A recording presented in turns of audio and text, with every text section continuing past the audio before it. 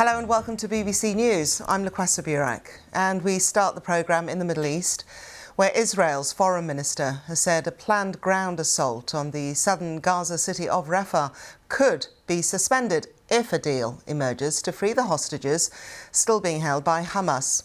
Israel Katz said that their freedom was a top priority. Hostage release also forms a key part of international mediation efforts to bring about a ceasefire in the Gaza war. Hamas has posted a new video which shows two of the hostages captured during its October attack. Keith Siegel and Omri Miran both identify themselves in the video.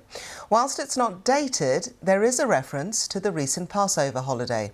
It's the second such video that Hamas, considered a terror group by the UK and US governments, has published in the past few days. Our correspondent Anna Foster sent us this update from Tel Aviv. Omri Miran's father was actually already on the list of confirmed speakers for this event tonight. When he got up on the stage, he talked about the moment. He said he was sitting having coffee with someone and talking about his grandchildren when the man that he was talking to held his phone and said, "Look, here's a video. They've released a video of Omri." Now, what was also interesting as the crowd were gathered here tonight is they showed that video in full. It's not something that normally happens because, of course, when you see the people in it, the two men in this case looking very malnourished, obviously speaking under duress, sending messages to their families and urging the Israeli government to come to some sort of arrangement, some sort of deal to try and achieve their release. Now, of course, that deal and those talks have been going on for weeks and weeks now. The last time we saw a significant hostage release was at the end of last year. At one point, we were told the talks had really very much broken down. The two sides weren't really in communication at all. But the Egyptian delegation's visit this week and the further efforts of the US and the US Secretary of State, Antony Blinken, we're sort of led to believe, the briefings are, that perhaps they're moving slightly closer in terms of trying to achieve a deal. But certainly those powerful messages that we heard on the stage tonight from the hostage families, they were talking directly to Israel's leaders, directly to the politicians, and they were saying you need to do a deal. While they're still alive, while we know that our loved ones are still alive, you need to do what they can to ensure their release now. And that was Anna Foster there. The US Secretary of State, Antony Blinken, is set to travel to Saudi Arabia on Monday as negotiations between Israel and Hamas remain in limbo. This will be his 7th trip to the Middle East since the war began. It's part of President Biden's efforts to encourage a ceasefire and prevent the conflict from spreading.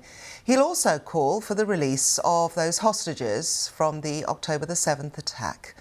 Mohammed Taha is from the BBC Arabic service, and he spoke to me earlier for more on those fragile hostage negotiations.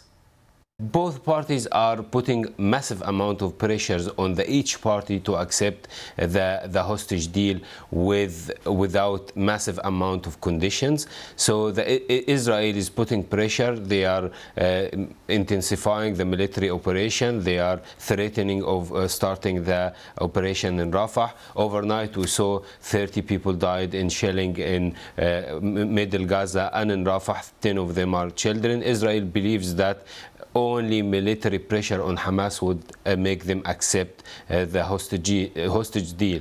On the other side, we saw Hamas releasing these hostage videos that urging the Israeli government to accept that deal.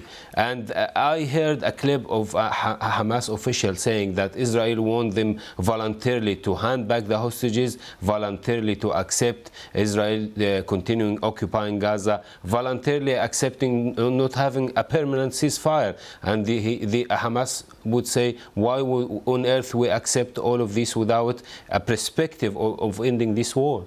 So what is Mr. Blinken likely to achieve? I mean, he's got a big job as he heads out tomorrow. Indeed. Mr. Blinken, in his tours, as you said, this is the tour number 7, is trying to put this conflict in a wider context. So he is trying to convince the Arab countries that, you know, the United States is committed to the two-state solution, is committed to the long-term solution to the Palestinian cause. He is trying to convince Saudi Arabia to return back to the path of normalization, the relationship with Israel. He's trying to get the wider perspective. And even Hamas announced last week that they are willing to discuss being disarmed if the two-state solution path would be viable. So he is trying to do that. Israel is only trying to achieve the two main aims of this war: destroying Hamas, releasing the hostages, and the United States trying to find a longer deal, a long-term deal for the Palestinian cause that would give the Americans a peace of mind for an amount of time.